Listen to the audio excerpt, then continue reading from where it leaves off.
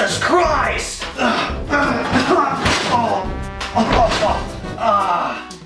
Oh, good. Metroid Prime was released in 2002 for the Nintendo GameCube. Developed by Retro Studios alongside Nintendo, it was the next step forward for our badass bounty on the Samus Aran.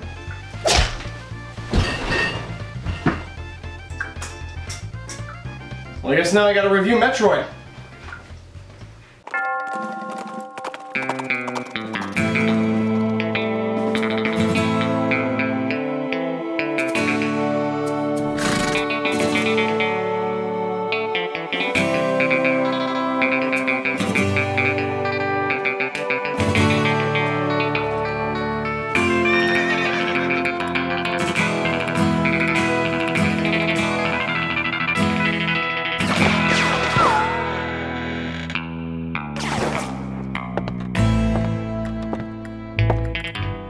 Metroid Prime. Now, what hasn't already been said about Metroid Prime? Obviously, we can't stop talking about it. It's a good game. It helped kids out of trees and stuff forget it cured Usain Bolt's polio, and of course it just solved world hunger. I mean, seriously, look at all these fucking videos. Hell, I could call them up, pack them into a bar, have a fun night. Hey, Naveed, don't that sound fun? No. Ozzy? Yeah, sure, whatever. And it's understandable looking at my generation. I bet we can remember going to Walmart, or Toys R Us, or Nostalgia World, or the Nickelodeon, and being able to walk through the new GameCube section. And of course, you spot the first level of Metroid Prime playing. And I mean, hey, this game looked great. How'd they fit all those angles onto me? I didn't even get angles before. I only got 16 bits. And it looked real. It was like, oh, Metroid. What is, I don't even know what the hell that is. At the time I didn't, at least. And the best part was, you didn't even have to be playing. In fact, I don't think you could play. It was really just a trailer of the first mission. But it sucked you in. It looked nice. Luckily, there was a sweet bundle that let Prime come with your new GameCube. Talk about a steal. The GameCube. Though it looks like a toy, don't be fooled. The Nintendo GameCube is a powerful new console that rightly deserves its place among the next generation game systems. And there's capacity for the future expansion into the world of what? Into the world of online gaming? Wait, what?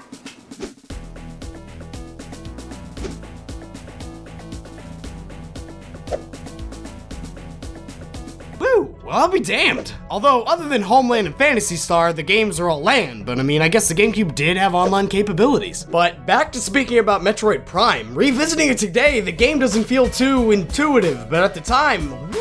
I had just got done beating Turok 2, and Metroid Prime seemed a hell of a lot more intuitive than that. Luckily, for anyone that doesn't want to use the GameCube controls, there's also the Metroid Prime Trilogy, which comes with all 3 Prime games optimized for the Wii. That being said, once you got a rhythm going, this game plays amazingly, with lock-on abilities and a fantastic grip on movement all around. However, this game takes on an acute change in controls. Rather than being all around extremely well controlled like in Super Metroid and Zero Mission, Metroid Prime developed itself to be more action-oriented. Combat is much more in-depth and, at least in my opinion, much more enjoyable. But platforming itself isn't the easiest due to the first-person angle. I just find it difficult to know where you land at all times, and it briefly became a nuisance in a few different locations. And jump. Okay, and jump.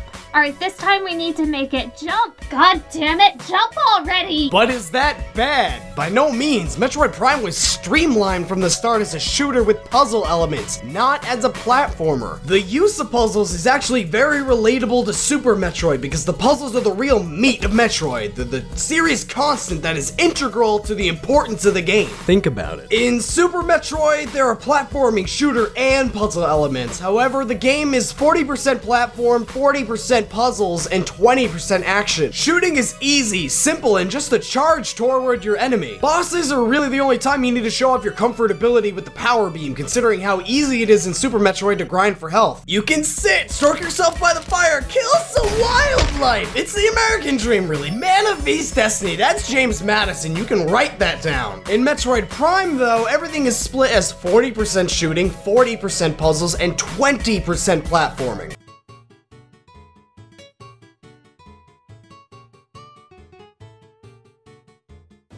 It all makes sense now. That's of course not to say Metroid Prime had bad platforming, it just wasn't as solid as its 2D games in that sense. And that can be said for really any platformer going into 3D. Even fantastic 3D platformers like Mario Sunshine, Donkey Kong 64, and Rayman 2 don't compare an inch to their 2D counterparts when discussing platforming. However, due to the availability of the Z-axis, you could now do more with the game, so the differences are more evened out. The same happens with Metroid Prime. Rather than adding new features, Retro put all its chips in on playing to the strengths of the 3D platform, but by focusing on combat that could happen left, right, front, and back. All in all, it still shares the same kind of chaos as Super Metroid still had. You don't know what's going to happen, you don't know where enemies are coming from half the time. The one thing you do know is that you're definitely gonna blow something up. Disrespect yourself! Yes! Oh my god! Another strength Metroid Prime brings to the table is the first area in the game, the Space Pirate Frigate. Introductory levels that show you what you could accomplish are cool. They serve a great purpose into what you may be if you continue playing. However, Metroid Prime achieves the same goal but through a different route. Rather than give you an example of what you could be, Prime shows you what you are and then takes it away. This acts as a much better way of giving you incentive to keep playing because you now know what you can accomplish firsthand. It doesn't just show you a picture of it. Imagine in real life how good I'd look if I had a taste of that. Now you're on the home world of Talon 4 and you're ready to brawl so you can get your shit back. If you let my morph ball go now, that'll be the end of it. I will not look for you. I will not pursue you. But if you don't, I will look for you. I will find you. And I will kill you. On this journey, not only will you track down your missing equipment, but you'll also find brand new equipment as well. Finding, say, the ice beam while looking for the grappling hook is a fantastic way to open up your mind to the possibilities of what you can now become. And I think shattering past illusions of the badass you were in the beginning with the unknown badass you may become in the end sets up incentive in two major parts within Prime. It keeps the player focused and interested. How else does Prime keep the player focused and interested? This is the GameCube era of gaming. There's a lot of eras that already happened that were pretty goddamn sweet, so we're gonna need something more than sly incentives for all this shooting and exploring. Luckily,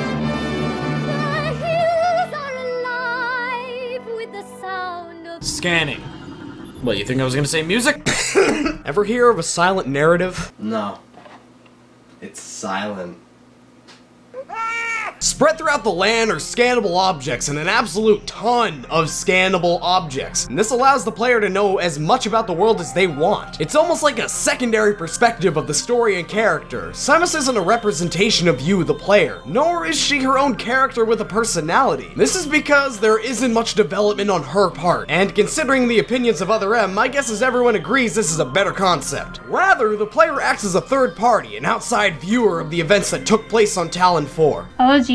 Oh jeez. Who thought this was a good idea? You control Samus, yes, but do you control her decisions? No, not really. She flies on a Talon 4 separate from your choices. You didn't control that. You control her motions, yes, but her decisions are hers, and hers alone. Luckily, the player takes a sweet backseat into finding out what happens on Talon 4 without any cutscenes. And this you do control through choosing what you want to scan. You don't have to press X to pay respects. Press F?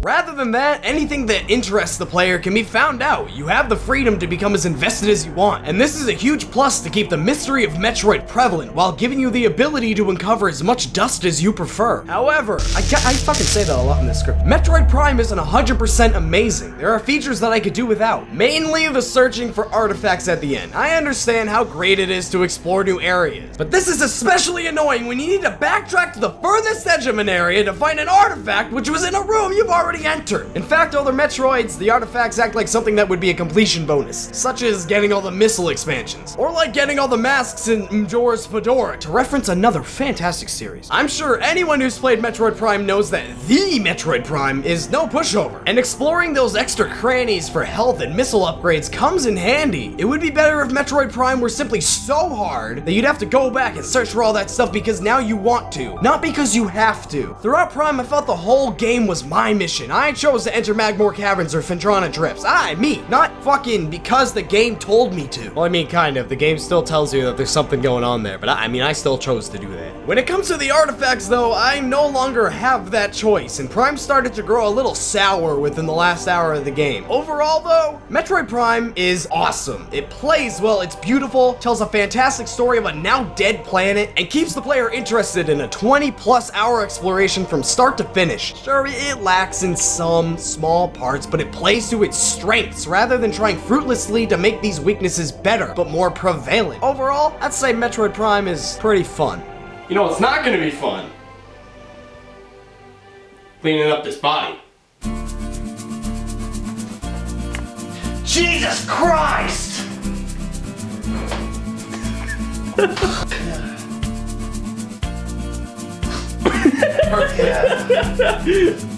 I'm gonna try to see if any of those do this.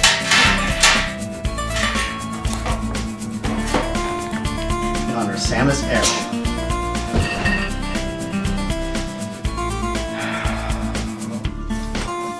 Now I gotta review it.